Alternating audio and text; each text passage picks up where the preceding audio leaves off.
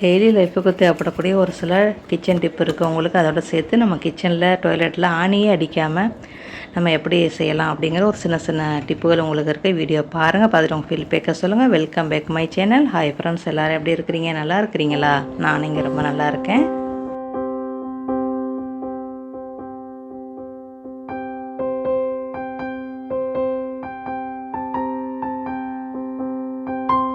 Tip number 1, நம்ம இறைச்சி வந்து பெருசரில் வச்சுருவோம். எடுத்து வெளியே வச்சோம்னா ரொம்ப நேரம் இது வந்து ஐஸ் போடுறதுக்கு. சில நேரத்தில் நம்ம எடுத்து வைக்கவும் மறந்துடுவோம். ரெண்டு மாதிரி இருக்குது. ஆனால் இறைச்சி இருக்கவே ரொம்ப நேரம் தண்ணிக்குள்ளே போடவும் முடியாது. அதுக்கு மைக்ரோ ஓவன் இருந்துச்சுன்னா நீங்கள் இந்த இதை நீங்கள் அதை வச்சுட்டு 1 நிமிஷம் மட்டும் வச்சு மைக்ரோ ஓவனில் நீங்கள் வச்சுருங்களேன். சில பேருக்கு இது தெரியும், சில பேருக்கு இது தெரியாது. சரியா வச்சுட்டீங்கன்னா உங்களுக்கு அந்த ஐஸ் வந்து உங்களுக்கு வெளியாகி அப்படி விட்டுரும். ஓகே. ஆனால் வந்து நம்மளோட இறைச்சி வந்து ஜில்லுலாம் போகாது, வேகவெலாம் செய்யாது, எதுவுமே ஆகாது, இறைச்சி சூடாக கூட ஆகாது. ஆனால் அந்த ஐஸை வந்து அது வந்து வெளியாக்கிறோம். இப்போ பாருங்கள், கரெக்டாக 1 நிமிஷம் ஆயிடுச்சு. நீங்களே பாருங்களேன். இப்போ பாருங்கள், நம்ம அழகாக கரெக்டாக கையில் வந்து நல்லாவே இப்படி எடுத்து விட்டிங்கனாலே உங்களுக்கு ஈஸியாகவே வந்துடும். இப்போ நம்ம கழுவிட்டு நம்ம வந்து சமைக்க வேண்டியதான். இவ்வளோ தான். இந்த டிப்பு ரொம்ப பேருக்கு தெரியும், தெரியாதவங்க இந்த டிப்பை பார்த்து தெரிஞ்சுக்கிறோங்க. இப்போ வாங்க அடுத்த டிப்புல போகலாமா? அடுத்த டிப்பு, 2வது டிப்பு வந்து மாவு சலிக்க நம்ம வந்து ரொம்ப பேரும் சிரமப்படுவோம். சரியா? ஆனால் இந்த சலடை கொஞ்சம் பெருசு தான், அதனால் நம்மளுக்கு சிதறத்தான் செய்யும். ஒரு கப்பில் வந்து அந்த மாவை கொடுக்குறங்க. ஒரு கோலையில் மாவை போட்டு அந்த இதை வந்து அப்படியே திருப்பி வைங்க. இந்த மாதிரி பிளாஸ்டிக் கப்பாக இருந்துச்சுன்னா உங்களுக்கு அந்த கப்பை நீங்கள் பிடிக்க வேண்டியதில்லை, அந்த கோலையை நீங்கள் பிடிக்க வேண்டியதே இல்லை. அவங்களே அப்படியே நீங்கள் லேசாக ஆட்டினாலே நல்லாவே வந்து உங்களுக்கு வந்து சலிச்சிரும், மாவு சலிச்சிரும், சிந்தாது சிதறாது. ஓகே. நம்ம கோதுமை மாவு, அரிசி மாவு, இடியப்ப மாவு, மைதா மாவு எல்லாமே நம்ம சலிச்சு தான் பாருங்கள் யூஸ் பண்ணுறோம். இல்லை ஒரு நேரத்துக்குள்ளே இருக்காது, சலிச்சு யூஸ் பண்ணுறது ரொம்ப ரொம்ப நல்லது. நான் இது வந்து நிறைய பேரோட வீடியோக்களை பார்த்தேன். ஏன்னா இது நல்லா ஒர்க் அவுட் ஆகுதுப்பா. நானும் செஞ்சு பார்த்தேன், எனக்கு ஓகே இருந்துச்சு. ஆனால் பிளாஸ்டிக் கப்பில் வச்சு செஞ்சீங்கன்னா உங்களுக்கு வந்து அந்த கப்பை நீங்கள் பிடிக்க வேண்டியதில்லை. நல்லா கடைசி வரைக்கும் நல்லாவே சலிச்சிருது, நம்மளுக்கு வந்து எதுவுமே அந்தளவுக்கு சிந்தலை. ஓகேயா? ஆனால் சலிப்பு வந்து நம்ம கொஞ்சம் சின்னதாக வாங்கி வச்சுக்கிட்டோம்னா நல்லது. எனக்கு சின்ன சலிப்பு கிடைக்க மாட்டாங்க, வடிகட்டி தான் கிடைக்கிது. இப்போ நான் டம்ளரில் உங்களுக்கு செஞ்சு கட்டுறேன் பாருங்களேன். டம்ளரில் செஞ்சிங்கன்னா அது வந்து என்ன செய்யுதுன்னா, அது வந்து நம்ம வந்து கையை வச்சுக்கிட்டு இந்த மாதிரி செய்ய வேண்டியதாக இருக்குது. செஞ்சீங்கன்னா இதுவும் உங்களுக்கு சூப்பராகவே சலிக்குது. பிளாஸ்டிக் கப் இருந்தால் கூட உங்களுக்கு ரொம்ப நல்லது. அப்படி இல்லைன்னா நீங்கள் டம்ளர் வச்சு யூஸ் பண்ணிக்கிறாங்களே.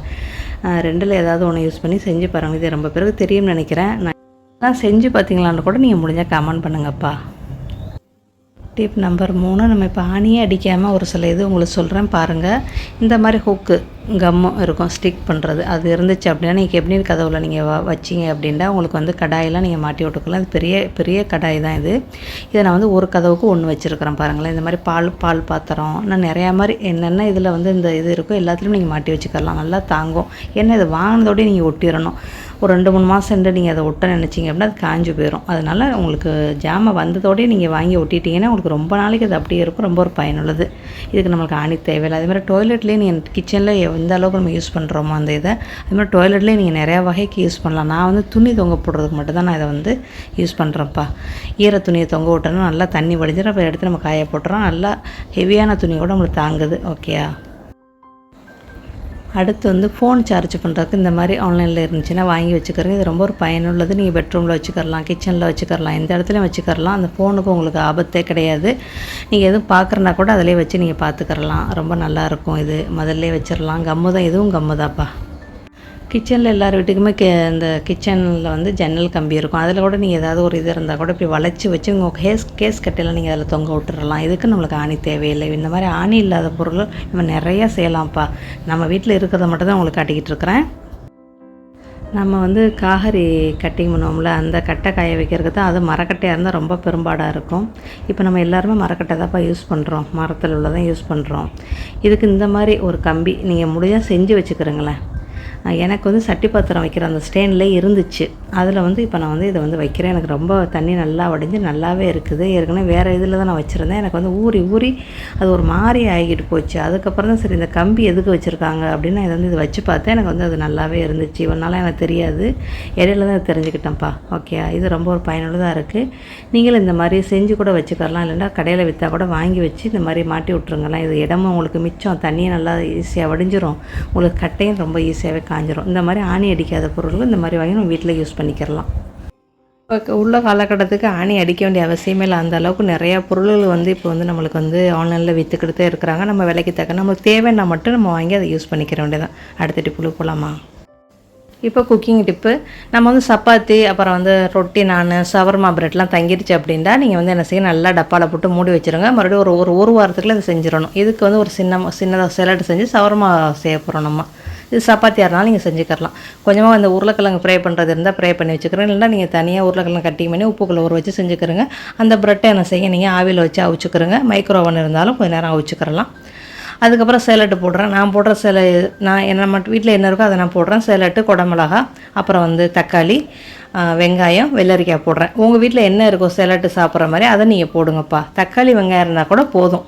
ஓகேயா? தக்காளி வெங்காயம் எல்லார் வீட்லேயுமே ரெகுலராக எல்லார் வீட்லேயுமே இருக்கும்ல, அது இருந்தாலும் போதும். அதுக்கப்புறம் கோழி மட்டும் 2 துண்டு கோழியை வந்து பொரிச்சு வச்சுக்கிறேங்க. அப்புறம் எல்லா சேலட்டையும் மிக்ஸ் பண்ணியாச்சு. இதில் வந்து மயோனிஸ் வந்து நான் 2 ஸ்பூன் போடுறேன். சில்லி போடுறேன். நான் 2 ஸ்பூன் போடுறேன். 1 ஸ்பூன் அளவு மிளகுத்தூள் போடுறேன். உங்களுக்கு வீட்டில் குட்டீஸ் இருந்தாண்ட சில்லி சாஸ் போடாமல் அவங்களுக்கு மட்டும் டொமேட்டோ சாஸ் போட்டு மயோனிஸ் போட்டு மிக்ஸ் பண்ணி வச்சுக்கிறேங்க. இந்த பிரெட்டை மறுபடியும் தாவாவில் வச்சு ஃப்ரை பண்ண வேண்டாம், சுட வேண்டாம். நம்ம வந்து லேசாக ஆவியில் வச்சு அவிச்சுக்கிற வேண்டியது. அப்புறம் இந்த மாதிரி ஒரு ஸ்டெப் இருக்குது. நம்ம வந்து கோழியை வைக்கணும். கோழியை வச்சு நம்ம மிக்ஸ் பண்ணி வச்சுருக்க சேலட்டை வந்து அதில் வைக்கணும். சாதா கோழி நம்ம பொரிக்கிறோம். சிக்கன் 65 மசாலா கூட போட்டு நீங்கள் பொரிச்சுக்கிறலாம். இல்லைன்னா காரம் மசாலா, மிளகாத்தூள், இஞ்சி பூண்டு, தயிர் போட்டு கூட நீங்கள் பொரிச்சுக்கிறலாம். நல்லாயிருக்கும். கோழி பொரிக்கிறது உங்களோட டேஸ்ட்டுக்கு தக்கன உங்களுக்கு பிடிச்ச மாதிரி மசாலா பொரிச்சுக்கிறங்க. இல்லைன்னா பகலைக்கு மிஞ்சின கோழியை கூட வச்சு நீங்கள் கட்டி பண்ணி செய்யலாம். கோழி இல்லை அப்படின்னா கோழிக்கு பதிலாக பன்னீர் போடுங்க, மஷ்ரூம் ஃப்ரை கூட போடுங்க. இல்லைன்னா கோழி ஸ்கிப் பண்ணிடுங்க. அதில் கொஞ்சமாக மயோனிஸ் மேலே போடுங்க. மேலே போட்டு இந்த ஷவர்மா பிரெட்டை மடக்கி நம்ம வந்து சாப்பிட வேண்டியதாக முடிஞ்சிருச்சு. இதுக்குள்ள வேலை சரியா? இந்த மாதிரி மடக்க வேண்டிய. இன்னொரு இதுவும் நான் உங்களுக்கு சொல்கிறேன். அடுத்த முறையும் உங்களுக்கு சொல்கிறேன். இந்த பிரெட்டில் என்ன செய்யுங்க, இந்த ரொட்டியில் மயோனிஸ் 1 ஸ்பூன் தடவுங்க. அதில் வந்து சில்லி இல்லை டொமேட்டோ நீங்கள் தடவலாம். சோயா சாஸ் கூட நீங்கள் 1 ஸ்பூன் அளவுக்கு நீங்கள் தடவலாம். ஆனால் இனிப்பு சோயா சாஸ் தடவுனீங்கன்னா சூப்பராக இருக்கும். கோழி இல்லை அப்படின்னா நீங்கள் வந்து பன்னீர், இது மஷ்ரூம் கூட நீங்கள் பொரிச்சு வைக்கலாம். இந்த உருளைக்கிழங்கு கூட நீங்கள் வந்து நல்லா உப்பு தண்ணிக்குள்ள ஊற வச்சு கொதிக்க வச்சு அதை நீங்கள் பொரிச்சினாலும் உங்களுக்கு சூப்பராக நல்லா கிறிஸ்பியாக வரும். சரி, அப்புறம் இந்த சேலட்டை வைங்க. சேலட்டு கண்டிப்பாக நம்ம தக்காளி, வெங்காயம், ஒரு மிளகா, நீல மிளகாயா, குண்டு மிளகாயா, நீல மிளகாயா ஒன்று வேணும். விதையை எடுத்துகிட்டு கட்டி பண்ணிக்கிறேங்க. எந்த பொருள் இருந்தாலும் கண்டிப்பாக இந்த பொருள் வேணும். இந்த மாதிரி ரோல் பண்ணிக்கிறேங்க. ரோல் பண்ணிவிட்டு இந்த தாவாவில் போட்டு லேசாக சூடு பண்ணுங்களேன். நம்ம வந்து அப்படியே சாப்பிட்லாம். நான் வந்து கொஞ்சம் வித்தியாசமாக வந்து தாவாவில் வந்து லேசாக சூடு பண்ணுறேன். சூடு பண்ணி கட்டிங் பண்ணி உங்கள் குட்டீஸில் கொடுத்து பாருங்களேன். சூப்பராக விரும்பி சாப்பிடுவாங்க. உங்களுக்கே இது பிடிக்கும். அடுத்த டிப்பு வந்து கிச்சன் டிப்பு. நம்ம பூண்டை வந்து மேத்தூளை மட்டும் எடுத்துகிட்டு இந்த மாதிரி போட்டு நீங்கள் அரைங்க. இஞ்சி பாதி பூண்டு பாதி போடலாம். இல்லை இஞ்சி வந்து காவும் பூண்டு முக்காவும் போடலாம். அந்த மாதிரி எப்படியோ போட்டுக்கிறேங்க. நான் வந்து இது 2மே சரிசமாக தான் நான் போடுறேன் இன்றைக்கி. போட்டு கொஞ்சம் உப்பு போடுங்க. தண்ணி நான் போடவே இல்லை.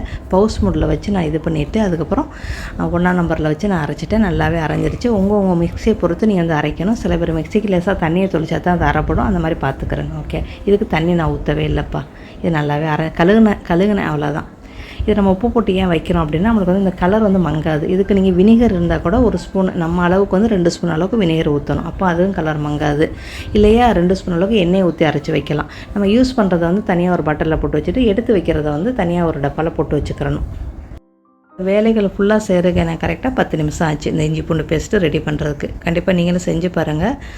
செஞ்சு பார்த்துட்டு உங்கள் ஃபீல்பேக்கை சொல்லுங்கள். உங்கள் ஃப்ரெண்டு ஃபேமிலிக்கு நிறையவே ஷேர் பண்ணுங்கள். அடுத்த பதிவில் சந்திக்கலாமா? பாய், see you.